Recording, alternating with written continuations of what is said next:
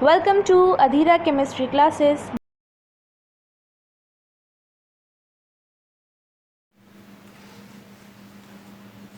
Hello friends, Adhira chemistry class में आपका स्वागत है। हमारा आज का टॉपिक होगा law of osmotic pressure. Law of osmotic pressure को वान हाफ लॉ भी कहते हैं। आप जानते हैं पहले से ही कि जब कोई नॉन वोलेटाइल सॉल्यूट किसी भी सॉल्वेंट में जाके डिजॉल्व हो जाता है तो सॉल्यूट और सॉल्वेंट के बीच में जो मिक्सचर बनता है उस मिक्सचर का नाम होता है solution containing non volatile solute. ये भी आप जानते हैं पहले से ही कि सॉल्यूशन की वह प्रॉपर्टी जो सॉल्यूशन के अंदर रहने वाले सॉल्यूट के नंबर ऑफ पार्टिकल पे डिपेंड करती है, उसके नेचर पे नहीं। उसका नाम होता है कोलिगेटिव प्रॉपर्टी। कोलिगेटिव प्रॉपर्टी जो होती है वो डिपेंड करती है कि जो नॉन वोलेटाइल सॉल्यूट है उसका नंबर ऑफ पार्टिकल कितना है, उसका नंबर ऑफ मोल कितना है। तो कोलिगेटिव प्रॉपर्टी जो होती है 4 टाइप की होती है। एक होती थी लोअरिंग इन वेपर प्रेशर, दूसरी थी एलिवेशन इन बॉइलिंग पॉइंट, तीसरी डिप्रेशन इन फ्रीजिंग पॉइंट, चौथी प्रॉपर्टी थी उसका नाम था ऑस्मोटिक प्रेशर। आप जानते पहले से ही कि जब कोई भी सॉल्वेंट मॉलिक्यूल अपने सॉल्वेंट रीजन से सॉल्यूशन रीजन की ओर स्पॉन्टेनियस फ्लो करता है तो इस प्रकार की जो घटना होती है उसका नाम होता है ऑस्मोसिस। ऑस्मोसिस के लिए एक बीच में एक अर्धपारगम झिल्ली होती है, तो ऐसी मेम्ब्रेन होती है जो सॉल्वेंट मॉलिक्यूल को ही अपने में से अलाउ करती पास होने के लिए। तो अगर कहीं पर ऑस्मोसिस हो रही है तो ऑस्मोसिस जब होती रहती है तो ऑस्मोसिस में जो सॉल्वेंट के मॉलिक्यूल होते हैं उनका जो लेवल होता है वह कम होता जाता है, सॉल्यूशन का लेवल बढ़ता जाता है। तो ऑस्मोसिस को रोकने के लिए सॉल्यूशन के साइड जो प्रेशर एग्जर्ट होता है उस सॉल्यूशन के लिक्विड के खुद के द्वारा, उस प्रेशर का नाम होता है हाइड्रोस्टैटिक प्रेशर। तो उस हाइड्रोस्टैटिक प्रेशर के कारण से अगर ऑस्मोसिस प्रिवेंट हो जाती है तो वह प्रेशर कहलाता है ऑस्मोटिक प्रेशर। या हम और भी डिफाइन कर सकते हैं कि वह प्रेशर जिसके अप्लाई होने से ऑस्मोसिस रुक जाती है वह प्रेशर ऑस्मोटिक प्रेशर कहलाता है। ऑस्मोटिक प्रेशर को लेकर के वान हाफ ने बहुत सारा अध्ययन किया। उस स्टडी के आधार पर उनका जो कंक्लूजन निकला, जो सारांश निकला, उस सारांश के आधार पे वान हाफ ने 3 लॉ दिया है। उसका नाम रखा गया है law of osmosis. First law है उसका नाम है बायस वान हाफ लॉ। बायस वान हाफ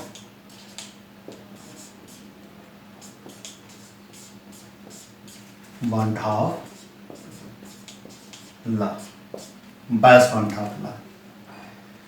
बायस वान हाफ लॉ बोलता है कि किसी सॉल्यूशन का जो ऑस्मोटिक प्रेशर है वह सॉल्यूशन के कंसंट्रेशन पर डिपेंड करता है। माने जिस सॉल्यूशन का कंसंट्रेशन जितना ज़्यादा रहेगा उसका ऑस्मोटिक प्रेशर भी ज़्यादा रहेगा।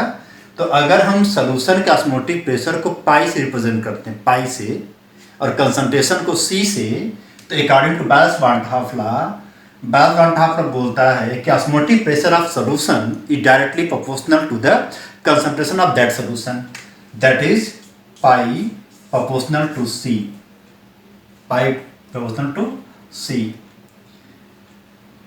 आप जानते हैं कि C की वैल्यू जो होती है कंसंट्रेशन होता है, कंसंट्रेशन एक्टिव मास भी कहते हैं, और कंसंट्रेशन को मोलरिटी में रिप्रेजेंट कर सकते हैं। तो आप लिख सकते हैं pi proportional to N/V। N का मतलब होता है number of mole of solute और V का मतलब होता है वॉल्यूम।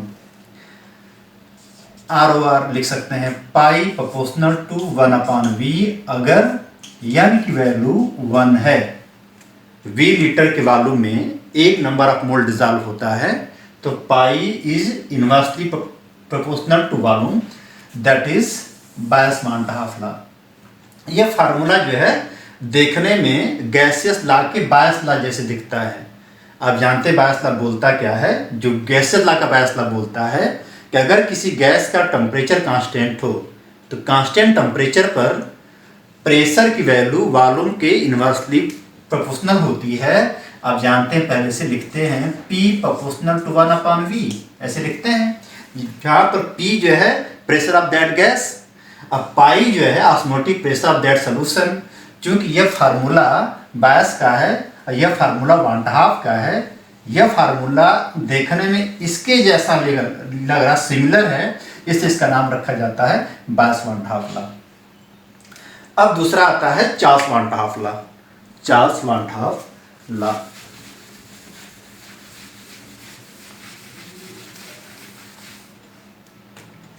दूसरा है चार्ल्स 1/2 लॉ। चार्ल्स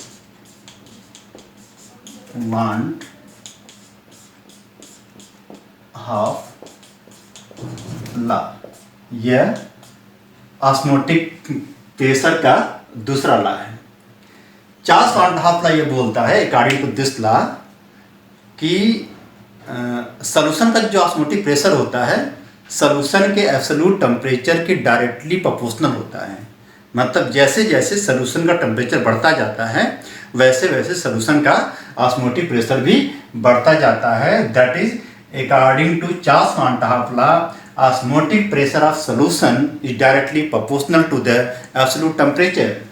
तो हम लिख सकते हैं पाई प्रोपोर्शनल टू टी, यह चार्ल्स 1/2 लॉ है। ठीक है, अब यह फार्मूला चार्ल्स के गैसियस लॉ जैसे दिख रहा है, इसका नाम रखा जाता है चार्ल्स 1/2 लॉ। इसको गै-लुसाक 1/2 लॉ भी कहते हैं और इसको एमोटोन लॉ भी कहते हैं। इसका 3 नाम हो सकता है, चार्ल्स 1/2 लॉ, गै-लुसाक 1/2 लॉ और एमोटोन लॉ है।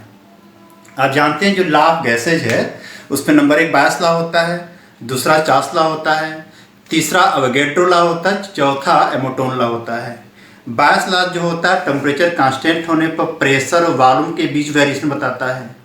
चार्ल्स 1/2 लॉ जो होता है वह प्रेशर के कांस्टेंट होने पर टेम्परेचर और वॉल्यूम के बीच बताता है वेरिएशन, और जो एमोटोन लॉ होता है वॉल्यूम कांस्टेंट होने पर प्रेशर और टेम्परेचर के बीच वेरिएशन बताता है। अवोगैड्रो लॉ जो होता है ये बताता है कि अगर किसी दो सॉल्यूशन का टेम्परेचर प्रेशर कांस्टेंट रखा जाएगा तो दोनों सॉल्यूशन के सेम वॉल्यूम में नंबर ऑफ मोल सेम होते हैं। तो जैसे गैसियस लॉ था वैसे 1/2 ने ऑस्मोटिक प्रेशर का लॉ दिया था। आप जानते हैं अगर सॉल्यूशन बहुत डाइल्यूट होता है तो सॉल्यूशन में जो सॉल्यूट के पार्टिकल होते हैं वह गैस के पार्टिकल जैसा बिहेव करते हैं, इसीलिए गैसियस लॉ के फार्मूले यहाँ अप्लाई किए जाते हैं। तो मैंने कहा कि ऑस्मोटिक प्रेशर का 3 लॉ है। नंबर 1 लॉ तो बायस 1/2 लॉ बताया तभी, दूसरा चार्ल्स 1/2 लॉ। चार्ल्स 1/2 लॉ बोलता है कि pi is directly proportional to absolute temperature. Third आता है Avogadro 1/2 law, AVOGADRO, Avogadro 1/2 law. यह लॉ बोलता है कि अगर आपके पास 2 डाइल्यूट सॉल्यूशन है और दोनों डाइल्यूट सॉल्यूशन का प्रेशर और टेम्परेचर मतलब ऑस्मोटिक प्रेशर सेम रहे और उनका टेम्परेचर सेम रहे तो दोनों सॉल्यूशन के वॉल्यूम अगर सेम है तो नंबर ऑफ मोल भी सेम होते हैं। तो इसके अकॉर्डिंग हम लिख सकते हैं कि at constant temperature and pressure 2 solution have same volume, that is they have also same number of mole, that is लिख सकते हैं V proportional to N। Volume की वैल्यू प्रोपोर्शनल होगी नंबर ऑफ मोल के अगर टेम्परेचर और प्रेशर कांस्टेंट रखा जाए। टेम्परेचर प्रेशर कांस्टेंट रखा जाएगा तो 2 सॉल्यूशन का टेम्परेचर प्रेशर कांस्टेंट है तो उनके सेम नंबर ऑफ वॉल्यूम में नंबर ऑफ मोल क्या होते हैं, सेम होते हैं। तो यह ऑस्मोटिक प्रेशर का 3 लॉ है, बायस लॉ अभी हुआ इसके पहले, चार्ल्स लॉ और अवोगैड्रो लॉ। अब तीनों लॉ को जब मिला दिया जाएगा एक फार्मूला क्रिएट होगा, उस फार्मूला एक इक्वेशन आएगा जिसका नाम रखा जाएगा 1/2 इक्वेशन। और उस इक्वेशन को अप्लाई किया जाएगा ऑस्मोटिक प्रेशर को निकालने में और किसी नॉन वोलेटाइल सॉल्यूट के मॉलिक्यूलर वेट को डिटरमाइन करने में। तो अब हम इसके बाद बताएंगे कि 1/2 इक्वेशन क्या होता है। 1/2 इक्वेशन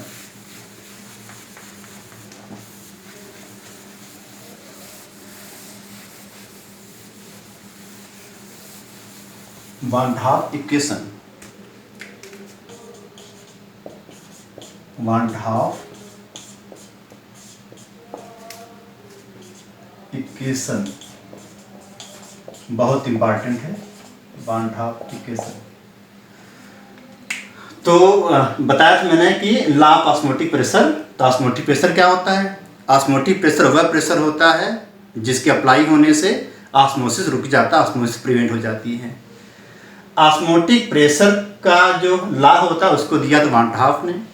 वान हाफ के लॉ को आप जैसे मिक्स करेंगे, मिलाएंगे, वैसे एक इक्वेशन आएगा। वह इक्वेशन गैसियस इक्वेशन जो होता है, आइडियल गैस इक्वेशन होता है, उसके एकदम हुबहू सेम आएगा। देखिए क्या होता है, आप जानते पहले से according to first law, according to Boyle's one Hoff law, pi proportional to c, equation first according to Boyle's one Hoff law, DVH मैंने लिख दिया। आप जानते हैं दूसरे लॉ से pi proportional to t according to Charles van Hoff law, according to Charles van Hoff law. देखिएगा, Boyle's वान Hoff law के हिसाब से pi proportional to c, Charles van Hoff law के according pi proportional to T. दोनों equation को देखिए मिलाएंगे तो आएगा pi proportional to C T लिख सकते हैं, या लिख सकते हैं pi is equal to C S T. C S T, pi क्या है? Osmotic pressure. सी क्या है? Concentration of solution. T is the absolute temperature and S is the solution constant. इस सॉल्यूशन कांस्टेंट की वैल्यू होती है 0.0821 litre atmosphere पर kelvin पर मोल। जैसे पीवी इक्वल टू एनआरटी में आर की वैल्यू हुआ करती थी, जिसको हम गैस कांस्टेंट कहते हैं, वैसे pi equal to C S T. अब मैं इसको PV equal to NRT group में ले आता हूँ। अब इस इक्वेशन में थर्ड मान लेता हूँ। आप जानते हैं पहले से कि C equal to N upon V, number of mole upon volume. ये इक्वेशन फोर्थ हो गया। अब इस फोर्थ की वैल्यू यहाँ रखेंगे तो आएगा, हम यहीं रख रहे हैं इधर, तो pi equal to N S T upon V. तो इसको लिख सकते हैं pi V equal to N S T लिख सकते हैं, pi V equal to N S T. इसी को हम लिख सकते हैं P V equal to N R T, देखिए लिख सकते हैं। तो जैसे गैसियस लॉ में बायस और चार्ल्स लॉ मिलाते थे, तो मिलाने पीच का एनआरटी आता था। मैंने वान हाफ में वान हाफ का फर्स्ट लॉ, वान हाफ का सेकेंड लॉ को मिक्स किया, आया हमारा pi V equal to N S T. Pi the osmotic pressure, T the pressure of gas, V the volume of solution, V the volume of gas, N is the number of mole of solute, N is the number of mole of gas, S is the solution constant, R is the gas constant, T the absolute temperature, T the absolute temperature। देखिए दोनों equation एकदम same है। तो जैसे gas के लिए pH का NRT हुआ करता था, ऐसे सोल्यूशन के लिए pi V equal to N S T होता है। तो pi V is equal to n s t. This equation is the one half equation for solution. यह इक्वेशन का फायदा लेते हैं, इसका बहुत सारे फायदे हैं, उपयोग हैं। हमें सॉल्यूशन कांस्टेंट की वैल्यू को जानना है। न्यूमेरिकल आएगा तो यस की वैल्यू दी जाएगी। आप इसकी वैल्यू क्या आप याद भी कर सकते हैं। यस की वैल्यू होती है 0.0821 लीटर एटमॉस्फेयर पर केल्विन पर मोल, यह वैल्यू होती है। यह मैंने आपको वान हाफ इक्वेशन बताया, pi V equal to N S T. अब मैं इस इक्वेशन को अप्लाई करूंगा। इसका दो एप्लीकेशन है। एक एप्लीकेशन है in the calculation of osmotic pressure of solution, और दूसरा एप्लीकेशन है in the calculation of molecular weight of non volatile solute.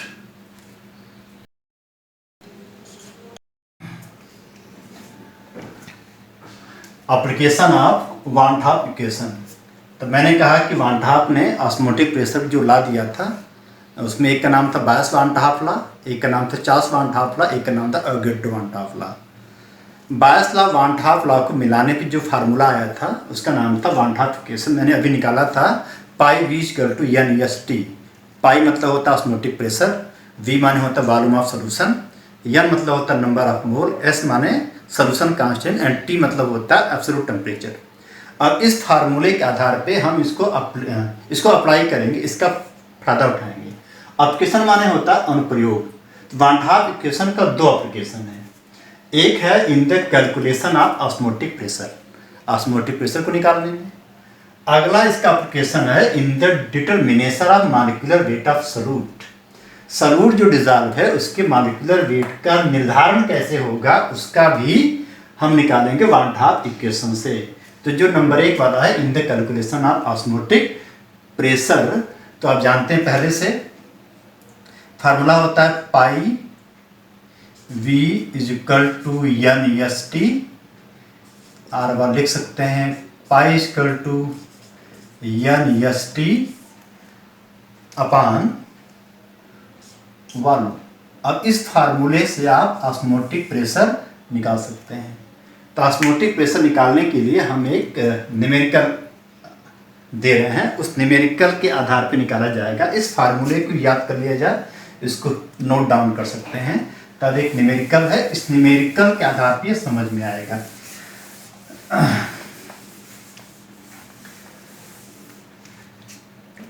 Numerical है एक, हम न्यूमेरिकल है कि urea 5 gram urea dissolve in 100 ml या centimetre cube. 5 gram urea dissolve in 100 ml solution at 25 degree Celsius. ठीक, find out osmotic pressure. 5 gram urea 100 ml solution में dissolve है 25 degree Celsius पर। कहा जा रहा है कि उस सोल्यूशन का ऑस्मोटिक प्रेशर निकालिए। न्यूमेरिकल को ध्यान से देखिए इसमें क्या क्या दिया गया है। इसके आधार पे जो फार्मूला है उस फार्मूले पे वैल्यू पुट कीजिए, अपने आप निकल जाएगा। तब इसका सॉल्यूशन क्या होगा, सॉल्यूशन मैंने हल क्या होगा। यूरिया डिजॉल्व है पानी में, तो W वैल्यू है, स्मॉल w की वैल्यू है 5 ग्राम। मॉलिक्यूलर वेट यूरिया का होगा, यूरिया का फार्मूला होता है NH2CO NH2, जिसका मॉलिक्यूलर वेट आएगा 60। आप निकाल लेंगे 14 to 6 14 to 12 16 14 2 जोड़ने पर आएगा 60 आएगा मॉलिक्यूलर वेट। वॉल्यूम है 100 ml, सेंटीमीटर क्यूब है तो लीटर में बदल देंगे, आ जाएगा 0.1 लीटर।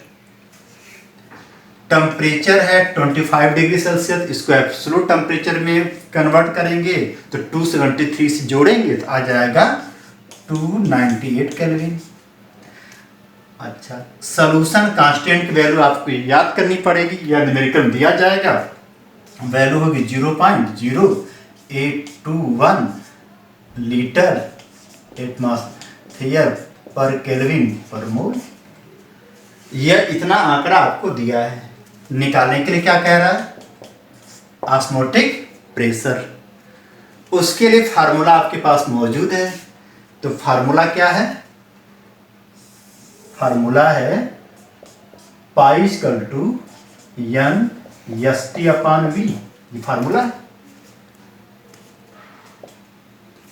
जन की वैल्यू है तो होता है कि जन की value W upon M W कहते हैं, तो लिख सकते हैं W S T upon M W into V. जो वैल्यू रखेंगे तो लिख सकते हैं स्मॉल डब्ल्यू की value 5 into 0.821 into 298 upon molecular weight है 60 और 0.1। इसको आप हल करेंगे, जो वैल्यू आएगी वह वैल्यू होगा इसका आंसर। वैल्यू आप इसको हल कर लेंगे, इन तीनों को मल्टीप्लाई करके, इनको मल्टीप्लाई करके डिवाइड कर लेंगे। आपका डिवाइस रहती कैलकुलेटर से आप इसको हल कर सकते हैं। यह हुआ application of one half equation in the calculation of osmotic pressure. ठीक है, अब दूसरा इसका एप्लीकेशन होगा in the determination of molecular weight of non volatile solute. तो उसके लिए भी एक फार्मूला हम क्रिएट करते हैं और उस फार्मूले पर एक न्यूमेरिकल देते हैं। Application of one half equation का जो दूसरा एप्लीकेशन है कि आप किसी नॉन वोलेटाइल सॉल्यूट का मॉलिक्यूलर वेट कैसे निकालेंगे। तो उसके लिए एक न्यूमेरिकल है कि 5 ग्राम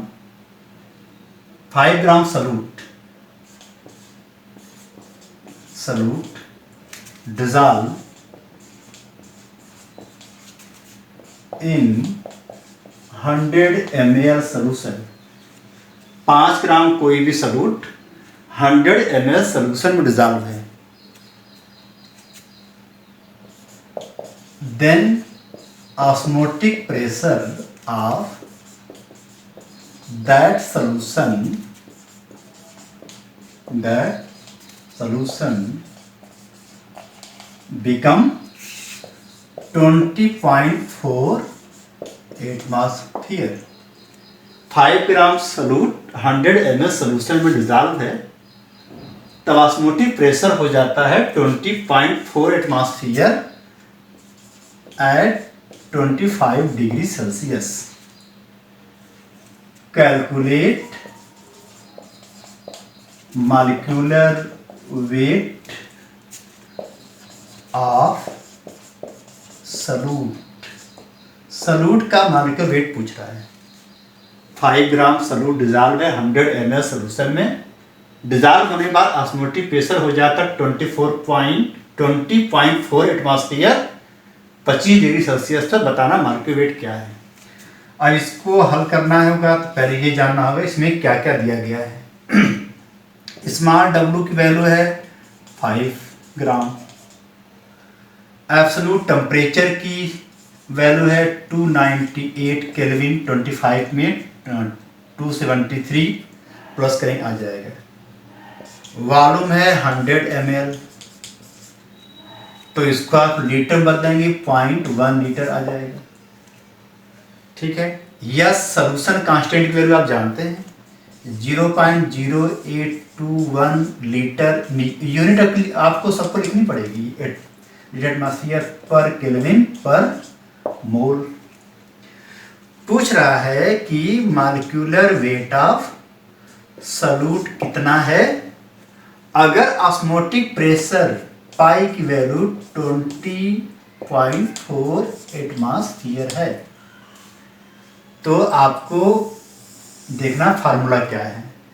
तो फार्मूला होता है पाई v/n/st, आर बार होता है पाई v/w/st अपान mw। आपको mw निकालना है। mw करेंगे तो आ जाएगा w/st upon pi we.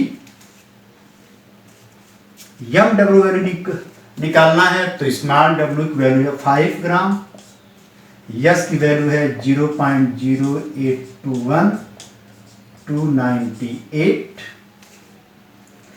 Upon osmotic pressure है 20.4 और वॉल्यूम है 0.1।